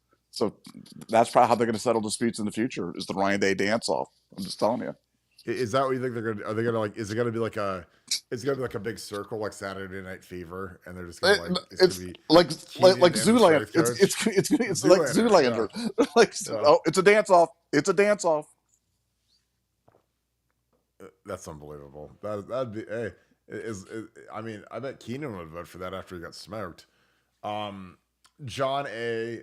Appreciate you. That was a great question. Nevada. What do you think Jim Tressel would have done if John Peterson had started a fight with somebody in the weight room? I think he would have suspended him. He would have suspended him, and yeah, I mean the normal stuff. It'll be interesting to see how this gets handled because we've always talked about Keenan. Keenan seems to hold a special place in Ryan's heart, and that's not being a meanie. That's just a fact. I mean, he extended him this year when we saw no market for Keenan Bailey out there when he was hiring the super staff. And it's like you've got the super staff and Keenan Bailey. And now Keenan Bailey gets in a fight. I mean, look, if we're honest, we talk about like Michigan and we talk about Juwan Howard and we talk about, hey, you get in fights and turns out, I don't know how now, maybe was that, I know players would fight. That's obviously something that's kind of part of the thing. You get in fights on the football field, but have you ever seen like a coach fight a strength coach or another like physically fight another coach? I mean, I'm not talking about arguments. I'm talking about like the Vrabel choke slam of Urban Meyer through the table type of stuff. You know what I'm saying? No, I mean, I saw Tom Herman and Fickle, or it was either Fickle or Vrabel's, one of them, 6 a.m. workout, heated, and Tom and those guys go down it. And Tom knows he'd get absolutely destroyed by either of those guys. So Tom was like praying. And I think Tom told the story where he like basically prayed that those guys didn't swing on him. But like, I've seen yelling, I've seen nose to nose because it is competitive. There's a lot at stake. These guys got their livelihood. So the stress is through the roof when you work at the Woody Hayes. Again, that's why, these guys, these guys go out and they get a little lit sometimes. And we have all the stories on that too. But for me, I never saw somebody throw a punch, not a coach. Now, players get in fights all the time. Now, Generally not, without pads on, not in practice, but in football practice, there's going to be fights. This is part of it at every level of football.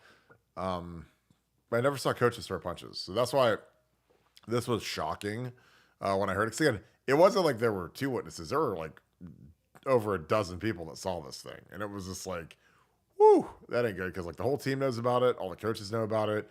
It's not some secret. So, I mean, the fact that Zach went with it doesn't surprise me. Again, I just didn't care enough about it to go with it. But he went with it. We were asked about it. So here we are. It's on our message board. But, I don't really care. Because again, if it was Chip Kelly that got in a fight, I'd care because he's a relevant coach, but Keenan's not relevant. He's a tight ends coach. But that's just my opinion. Jeremy Moreland, thank you for the 5. Thanks for being Scoop Ultra member. So we all remember Ginn's run back to Florida. Shake my head. Then nothing for like ever. Then we seem to fair catch the last few years. What is missing? Well, the game has just changed. The strategies have changed. The sky punt is like the big thing now that Urban kind of started, where you kick the ball a mile in the air and the guys run under the guy and basically force a fair catch because you don't have anywhere to run anymore, And with the new rules, like it's basically just non-existent anymore. But the way Urban, he wants height. Obviously you want to kick it far, but you don't want to outkick your coverage. So Urban kind of mastered his method of a punt, where it's like kick it high, make them fair catch it, get your two fastest guys as your gunners down there to scream all kinds of nasty stuff at the guys trying to fair catch, try to force a fumble. But that's where it is now. Like, and Urban didn't give up much return yardage because that was kind of the new meta, and it didn't used to be like that. I think the advent of the spread punt, where you don't see like the traditional NFL punt formations anymore. The spread punt has really helped the coverage units get down there quicker. You see like the swinging gate where you get like the 3 fat guys, like the 3 offensive linemen that are right in front of the punter. They do that little swinging gate technique. There's just a lot of things that have changed in the last 20 years in college football that have deleted the punt or the punt return, excuse me. So I think that's the difference. So if you're talking specifically to kickoffs, like the Ted Ginn play was a kickoff, I just think the fact that you can fair catch it and get it on the 25 is something that teams do now. And I think a lot of teams are just recruiting guys that can kick the ball out of the end zone. So if you kick out of the end zone every time, you never have to cover a single time. And unless it's windy, if you got a guy with a hammer for a leg, you're not gonna have to worry about returning punts very often. Nevada, Jeremy asks, so we all remember Ginn's run back versus Florida, and then nothing for like ever. Then we seem to fair catch every single time now. What is missing? What is your thought on that? Yeah, I think you covered it with the sky punt, but also you're getting a lot of the rugby style punts right now too. With those Australian kickers that are used to kind of rolling out and kind of hitting those hard line drives down. And that's where, I would put 2 punt returners back, because if you put 2 punt returners back, then you've got a chance to catch one of those. You've got a chance to field one of those. When you've only got one guy back there, your chances of getting to that right away are, it can happen, but it's very, very, very difficult to do so. So if I was Ohio State, I would, with this talent, with our objective of trying to make every play an offensive play, I would put Caleb Downs back there. I'd put Caleb Downs and a Mecca back there, and just rushing out, because again, you don't really try to block the punts anymore. When's the last time? We don't block a lot of punts, so why not set up a punt return, put 2 guys back there, and with all these Aussie kickers, if one of them lines one to them and the guy catches it on the fly, maybe you do bring it back. But that's what I would do, that all day, every day. Yeah, I completely agree. Let me see, get a couple more super chats. Patriot, I like this one. Thank you for the 10. Appreciate you, brother. Kirk, if Ryan Day beats the team up north, he can dance his butt off. I agree. I mean, if they don't beat Michigan this year, I don't know what's going to take, because we've got a huge talent advantage, big coaching advantage. This is as lopsided of a game as I've seen since the 2008 year, Rich Rod's first year, when he didn't have a running quarterback. He tried to run the spread with Nick Sheridan. Nevada, do you agree if Ryan beats Michigan, he can dance his butt off? Yeah, I think I still think that Ryan should put the dancing thing away. But if Ryan beats Michigan, yes, then he can do his little mosh pit in celebration in terms of doing it and blow the whistle. Yeah, because he blows the whistle, then he pushes, then he runs around like a little pinball in terms of doing that. When did he start doing that, incidentally? Was he always doing that as a head coach at Ohio State, or is that like a recent thing in the past few years? Because I don't remember seeing it, and then all of a sudden I saw it everywhere, and I'm just like, wow, when did this start? Does anybody have any idea of the origins of the Ryan Day pinball dance? I don't, because I don't know if he did that at 19. Maybe he did. I never pay attention just because like I'm usually there if it's a home game, and like for the road they don't always show the pregame celebration or whatever. But I, I don't know. I mean, I would assume he did it when he first started, but I think that's a question for the fans. If you guys know that one, I don't know. I know that it's on College Game Day and Fox. You know, they always highlight that in the thing. So you know, but I don't know. Um, got a couple of big time guys that look like they're trending towards Ohio State. So I'm gonna toss these guys up here right now. Vernell Brown the third is a monster. We've talked about Jamie French a lot. Jamie French is the best receiver in the country. He is going to come to Ohio State. Vernell Brown is a guy. My little doohickey works here. I apologize, folks. Let me get this plugged in again. See if it recognizes it. Vernell is a special cat. South Florida Express kid, dynamic kick returner, punt returner, receiver. Might be the second best receiver. Should be a 5-star. You know, he got the crystal ball. But if you guys were all listening last night, I said we're gonna get Vernell Brown and Jamie, and then you know Whit Fong comes in with the crystal ball, and everybody follows Whit Fong. But like we talked about it last night. I mean, yesterday I was literally tweeting future Ohio State superstar Vernell Brown because I had the information that he was gonna. We were the leader. Obviously, a Florida kid. He's from Orlando, but he is a special cat. I'm gonna click his film on real quick. Nevada, Vernell is electricity. Really excited to see what he can do. I let me see. I'm gonna get this film on real quick. But he's you know, I mean, South Florida Express, when they talk about best athletes they've ever coached, and this guy's in the conversation, that's insane. And this kid can play DB, receiver. You know, the Boggs kid we got isn't anywhere near as good as this kid or Jamie French. We got all three of them right now. And obviously, Heartline's probably going to get a fourth. But this kid's special, man, and he is electricity in a bottle when you watch this kid run. Dominated South Florida Express. I'm going to shout him out because I'm the only media guy with a South Florida Express hoodie. Shout out Brett Getz, my homie. Let me get that logo on there. There we go, SFE hoodie. But he's special now. Like this guy would probably be a kick returner, punt returner, day one, gadget guy, a guy you just want to get the ball in his hands. But your thoughts on Vernell Brown? Well, I mean, how many South Florida Express and I'm not talking about like historically. I'm talking about like on the same roster. How many South Florida Express kids would we potentially have? Would it be like Ennis, Tate, Smith, Boggs, Brown, French, like all on the same roster? Oh yeah, big time. So 6 kids from the same 7-on-7 team.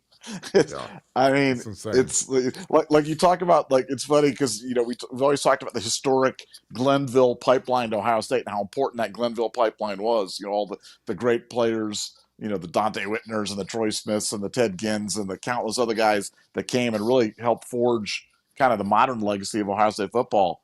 Well, in some ways, we're gonna have to start talking about South Florida Express in the same vein because nobody has had a bigger impact on Ohio State football recently than the South Florida Express. And that's the true pipeline of pipelines and high impact guys. You're not talking about little guys or filler positions, or you're talking every one of these guys are super elite. But yeah, what a connection to have, and what a tribute to the program that Brett Getz built down there. Yeah, and the thing about South Florida Express is not all the kids are from South Florida. Like he gets guys from, you know, everywhere that want to play there. He's got kids from Chicago. I mean, Carnell was from IMG via Chicago. He gets kids from Charlotte. I mean, these kids, they fly in from all over the place. You know, Aaron Nolan was on there last year from Georgia. So it's not just like a team of pure Miami. Like if he can go, I mean, he wanted Julian Sain as his quarterback last year, but he couldn't get Julian. And sometimes it's the logistic part. Like Julian or Dylan Raiola wanted to play for them, and Brett said no thanks. It's just one of those things where if you take a kid from California, it can be tough logistically to get them to all the tournaments, especially if they're in Florida, Georgia, Houston. Like it's a big commitment from an air travel expense and just a time expense. And plus, they have a lot of smaller tournaments that are all through Naples and Miami, and does a kid from Carlsbad, California, really want to fly to Miami every weekend or every other weekend for a 7-on-7 tournament? That gets old. So the geography is something, but some of these kids, they're flying from pretty good distance, and like I said, they won all three. They swept all three levels of the Houston 7-on-7 this past weekend, and Vernell and Jamie French were the two best guys on the field for SFE. So we've showed Jamie again. Vernell's tape is disgusting. He is a freaky dude. See, he catches this little screen and to the crib quick. These are the kind of guys that imagine him and Chip Kelly's offense. I think he'll be disgusting. Again, you see a lot of the kick return work. It's funny. This is a really long tape, but he literally at the midpoint it flips over and becomes a defensive tape. So it goes to his cornerback stuff. So again, could be a corner. I don't know. Again, I think if you're a guy who's got this kind of athleticism, you might at least ponder playing corner, because corners in the NFL are hard to find, and those guys get paid. And playing corner is a million times harder than playing receiver, just because all your movements are unnatural. When you're playing corner, you're backpedaling. You don't know the play. You gotta read the quarterback, read the receiver. Playing receiver is a million times easier than corner. It's kind of like playing offensive line versus defensive line. Defensive line guys are running forward. They're coming out of their stance. Like offensive line guys, like to learn how to pass protect, it's such an unnatural movement that most guys that can figure out how to do it become multi-millionaires, because it's just so rare to get really proficient at that skill. But yeah, this guy is our SFE guys have been raving about him. He's a different level type kid, and he's a great kid too. Like that's the good thing. And with the way that we've treated the SFE kids, and again, it's a lot easier to get a kid up to Ohio when you get JJ up here and you get Ennis and you get Tate, and those kids, they're not up here to play tiddlywinks and go out to the bars. These kids are up here to work and get to the NFL and win a lot of games and be all Americans. And so I just like that they're all business. And the thing that really is beneficial about 7-on-7 football, and why I hate the state of Ohio in the fact that we do not let our kids play 7-on-7 football, which is a big issue with Richard McNutt's kid, Trey McNutt, who might be literally suspended for the year for playing in a 7-on-7 tournament, is that these kids, they burn their whole weekends every weekend playing football, and they're going to these tournaments. And again, is it pure true football with pads and a helmet on? No, but the skill development that these guys get and the level of competition that they see at these tournaments is insane. And so when these kids show up to Ohio State's camp in the summer, then guess what? These kids shred everybody, because they've been training, while the kids in Ohio have been, sitting at home or playing basketball or playing baseball. These kids are out running routes versus 5-star cornerbacks from Georgia and Texas and California, and that skill development, it shows up. Because when these kids show up, like when JJ Smith shows up to camp at Ohio State for spring practice, he's ready to rock. He's not. There's no bright eyes, no bushy tail, no fear. Because again, these guys have played so much more football than the kids from Ohio. Because again, Ohio's got these archaic, stupid rules where they don't let these kids play 7-on-7. And in South Florida and Georgia and Texas and Illinois and basically every other state in the country, these guys can go do that. And again, I think it's a travesty, but it's not going to help Ohio pump skill guys into major colleges when these Southern kids get so much more skill development. And again, it's not that they're in the backyard playing catch with their dad. Like they're like going and traveling and playing in major tournaments, and they got to get ready to rock. And you keep doing that enough, you're gonna be light years ahead of the Ohio kids, and that's proven true time and time again. Nevada, what are your thoughts on the development of 7-on-7? Because again, Ohio State has reaped a huge reward by getting Tate, Ennis, obviously Jamie French, Vernell. Like these SFE kids, when they show up, man, they're ready to go. And I love it. They're like ready-made package. And now that the tip, it flips over the defense. But your thoughts on that? Yeah, well, just we've talked about this before, but if you ever have a chance to go watch a big-time 7-on-7 tournament anywhere that you're around, go watch it. It's it's fun. It's like a rock concert. I mean, the music's blasting the whole time. The guys are out there. You've got an MC. They're screaming. They've got the money ball. They've got the thing. I mean, it's just there's trash talking, but big time skill work. Big time skill work from quarterbacks. Big time skill work from defensive backs. Big time work from wide receivers. And it's a lot of fun to watch. And it's no mistaking when these guys go up against the best of the best in that type of scenario over and over and over again, that when they get to the next level, they're a more finished product. At this point, it's inarguable. So I think the state of Ohio has got to kind of get with the program and I know they've come up with all these reasons why it doesn't make sense, but much like NIL and the transfer portal and other things, I think they've got to get with 2024 and modify their policies. Totally agree. Beach Buck has a super chat. Thank you for the 10. Appreciate you, brother, as always. 98 team beat every team by 21 plus and was up big against Michigan State. That was the most dominant team. I recall how does 24 compare to that team. Also, won the Natty the year before in 97. The 98 team was obviously really, really talented, really, really good.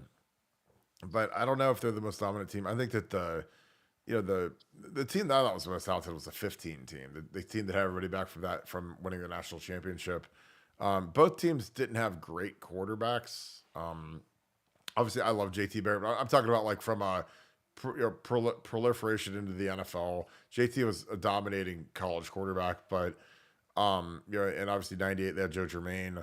I don't know. I think that the 24 team compares very favorably. Like, I love our offensive scheme. I think our defense is going to be ridiculous. I don't know if we have the all-timers like the 98 team, because the 98 team had Winfield and Katzenmoyer.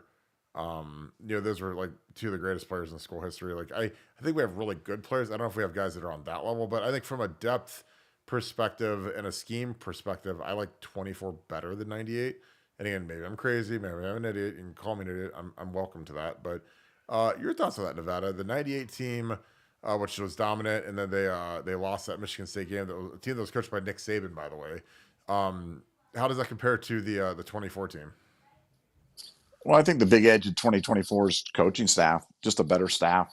I mean, we've never had a staff quite like. I mean, look, we've had some really good staffs, but to have Chip Kelly and Jim Knowles as your coordinator, just that combination of Chip Kelly and Jim Knowles as your coordinators, I'd really be hard pressed to come up with a better group. I'm sure we could come up with some guys that historically, maybe matched up or were in the discussion.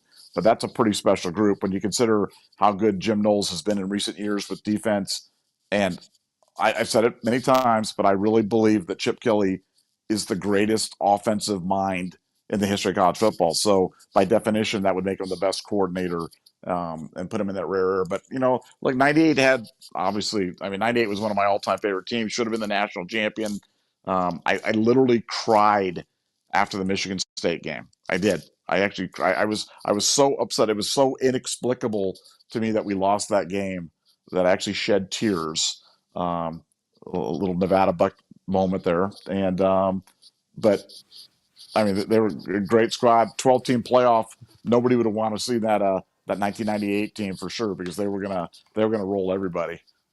15 to me was a story of a great team, unbelievable NFL talents, but just underachieved the whole year. For a good part of it. We forget about how choppy the first half of that season was. It wasn't like some smooth sailing shit. 98, they just steamrolled everybody. So I think 2024 is going to be more like 98 for sure.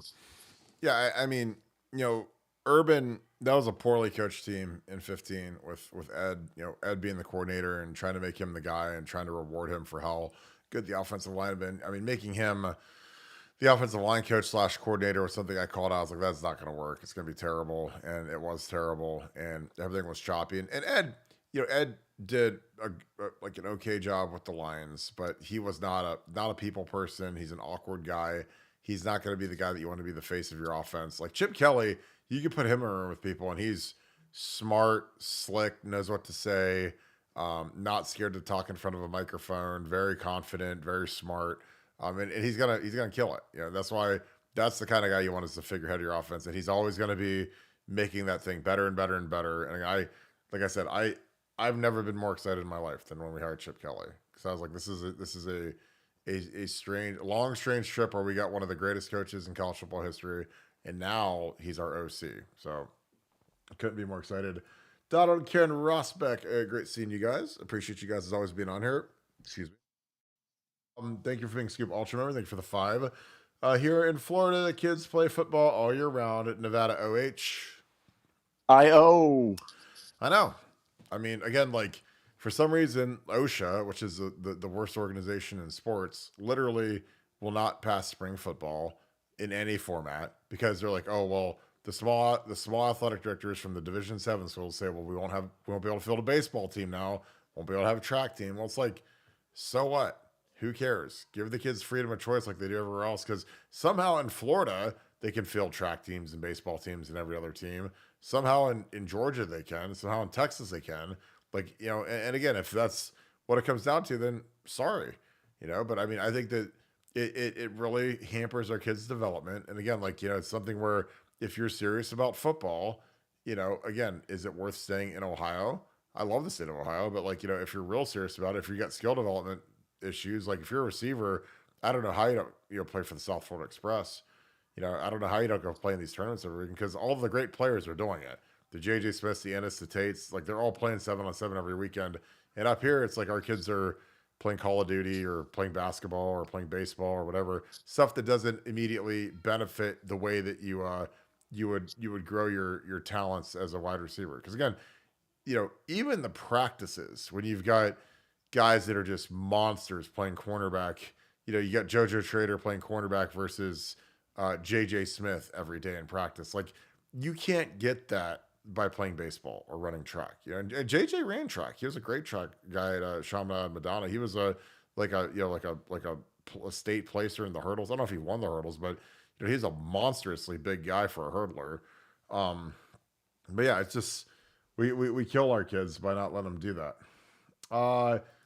Chocolate Chip Scoochie, thank you for the 5. Can we get a petition going for Caleb Downs to play offense like Travis Hunter? I think Downs would be so good. I am very anti that, and it's not because I don't love Caleb Downs, and it's not because he couldn't be a great offensive player. I just don't think we're deep enough at safety to do that, And again, I don't want to risk Caleb Downs playing receiver when we've got JJ and Ennis and Tate and Emeka, and then you bring Caleb over, who I think would be fantastic. But I need him playing and being the best safety in America. And with a long season, the diminishing returns you get from playing a guy both ways through a long season, like he's going to break down. And again, we've had terrible rotations at Ohio State the last few years on the D line, at running back. It's been atrociously bad.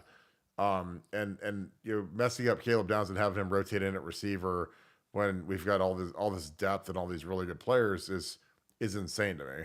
But I can see where you're going with it. The Travis Hunter thing was cute, but Colorado's roster is literally a 180 from Ohio State's roster in terms of depth, talent. Like Colorado's got 2 players, and once those guys are gone, they're going to be Akron. So this kind of is what it is. Nevada, your thoughts? Chocolate Chip Scoochie asks, can we get a petition going for Caleb Downs to play offense like Travis Hunter? I think Downs would be so good, and I agree with you. I think he'd be excellent, but it's just like one of those things where like you could play Deion Sanders at wide receiver his whole career too. But I mean, eventually, like, you got to keep the guy fresh for the long haul to win the Super Bowl. What are your thoughts on that, Nevada? Yeah, I think it makes sense, as you said, for a team where you lack offensive weapons and you need a guy, and then I wouldn't be afraid to play him that or utilize him that way because you need to do it. But I mean, Ohio State's got so much offensive weaponry that I think it'd be kind of diminishing returns. Like you probably end up getting less out of Caleb Downs defensively, and you probably could have got as much from somebody else offensively. So I'm not sure what the point would have been in that. But it's I wouldn't be afraid to do it though. If you had one of those players, if you did have Deion Sanders and he was a clear upgrade over everybody else that you had, look, you only have these guys for 3 years and they're gone. So I'd unwrap the cellophane off the guy. I'd have him turning punts. I'd have him on offense. I'd have him on defense. But that would take a really rare, special player to do that. And Caleb, like I said, Caleb is fantastic. But man, this Ohio State team has got some offensive weaponry. So I'll probably not necessary to do it. Totally agree. Mike Green, thank you for the 5. Appreciate you, brother, as always. The world opens up for kids from South Florida come to Ohio State. Those kids get to live on an island feeling like they can't get out. They love Columbus. I agree.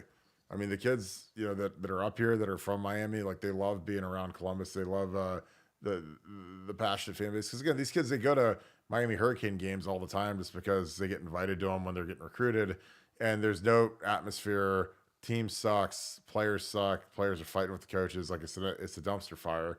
I think that they come up here and they see the love and the NIL deals, and Ohio State's like firing on all cylinders right now. So as long as they keep grinding and doing the right thing, like I mean, there's no reason this pipeline's not going to explode. And again, Nick Saban's gone. Harbaugh's gone. Florida sucks. Miami sucks. Florida State is okay.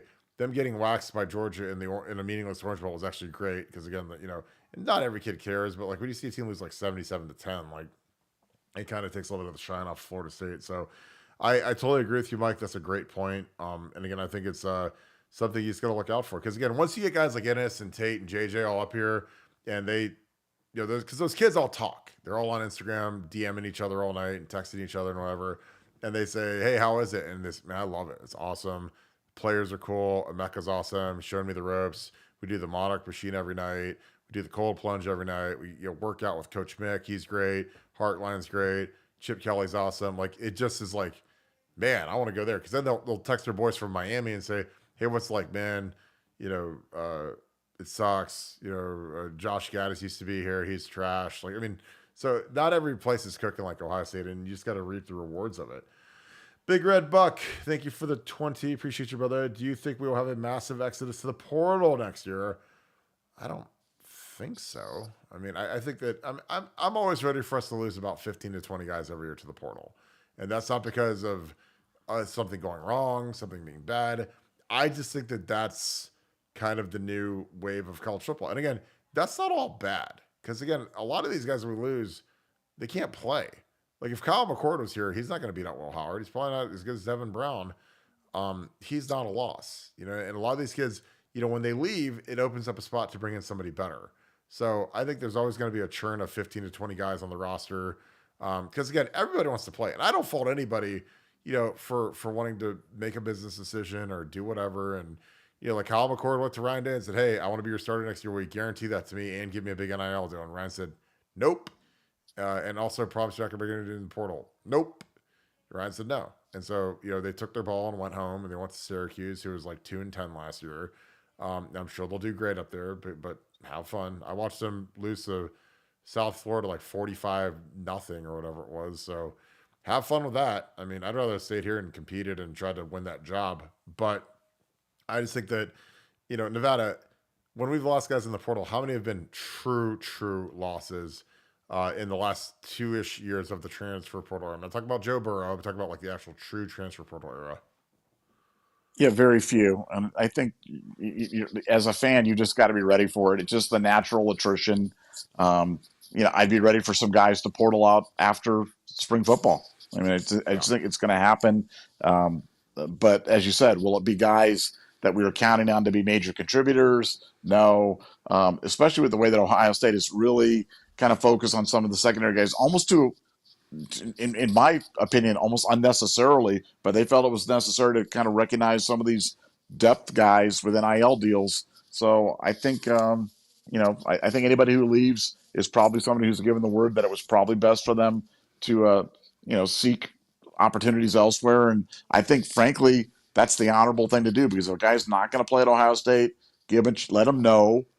Let them, find something else somewhere else that they can play and pursue their dream, and that opens up another spot at Ohio State for somebody else that they can do something with. So I think it's a win-win. Totally agree. Donald and Karen are Rossbeck with the most profound statement of the night, and thank you for being a Scoop Ultra member. Thank you for the 5. Our favorite teams at OSU are all the ones that won the Natty. Isn't that the truth? Nevada OH. I-O. Totally agree. You won the Natty. You're on a different rare error. I was on teams that lost the Natty, and it does suck, and you do kind of fade into history. But hey, I love that. I mean, again, the fact that I played at a place where the bar is so high that if you don't win the national championship, your season is considered a failure is something I'm proud of. I like that. I'm not into participation trophies. I'm not into giving out rings for the Gator Bowl, which we did in 2011. Mind you, we were 6-7, and they actually gave us rings. The Gator Bowl did. And I literally said, I do not want it. Give it to an intern. Do not put a ring with my name on it on a 6-7 season. Because again, maybe I'm some old grumpy turd, but I also don't care because I think that you should reward excellence and not trash. Nevada, your final thoughts as we wrap this show up. Great show. Nice long show. Appreciate you guys kicking all those all night. Your thoughts on that, Nevada? Just excited to see more spring ball. I feel like it's like every day we're getting a little Christmas present, and we're going to get a little bit more and more revealed about who's out there and what they're thinking. And obviously, the first few practices are going to be kind of uneventful, being the fact that it's not padded. But I'm going to enjoy every one of them because, as I've told everybody, I'm going to enjoy every minute of this 2024 season because I know that we're watching something really, really special, and I hope you guys enjoy every minute of it because it's going to be memorable. I'm telling you, I'm going on record. 2024 is going to be an amazing year, and can't wait for tomorrow's practice. Yep, I absolutely agree, and I appreciate you guys as always kicking it with us. Again, another great show. If you guys enjoy this content, please leave us a like. Click the little thumbs up; those are huge for this channel. Also, if you enjoy this content, please click subscribe and click the little alert bell. Get alert every time we go. It should be about 7:00 again tomorrow. Again, we always appreciate you guys kicking it with us. If you guys have not joined BuckeyeScoop.com, our message board is absolutely insane right now. It's on fire, nonstop action, nonstop new posts, threads. Really, really sharp group of people on there. Thousands of members. It's really fun, and it's always active. So I'd love for you guys to join our family at BuckeyeScoop.com. Make this your comprehensive Buckeye experience with both the podcast and the message board. It is the true premium Ohio State football experience, and we appreciate you guys kicking it with us. Again, shout out where you guys are watching from. Shout out who you guys are watching with. And let me know if we did a meetup. Would you attend? Would you bring family? I'm trying to get a head count. Again, you put that in the comments, put it in the chat, wherever. I prefer it in the comments because it'll stay there forever. But how big of a venue do we need? I just have no clue. I'm sure that wherever we go, we'll sell it out. It'll be great. And I'd love to meet a lot of you guys. I think it'll be fantastic to kick it with you guys. So appreciate you guys as always.